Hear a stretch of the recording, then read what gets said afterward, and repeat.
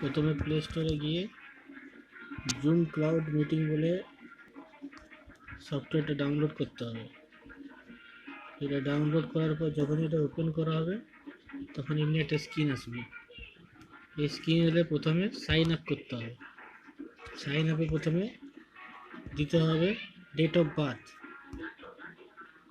ঠিক আছে, date of birth দেওয়ার পরে দেখিয়ে দিচ্ছি আমি।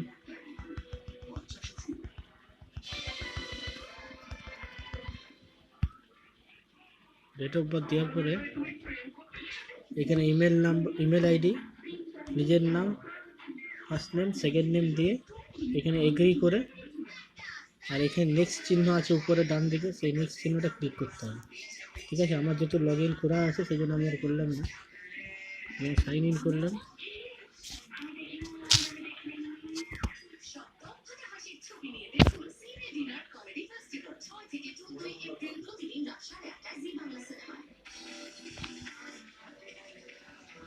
সাইন ইন হয়ে গেল। এবার যখনই কোথাও, যখনই যেমন ধরো কলেজ থেকে লিঙ্ক দেওয়া হলো, কলেজ থেকে যে লিঙ্ক দেওয়া হচ্ছে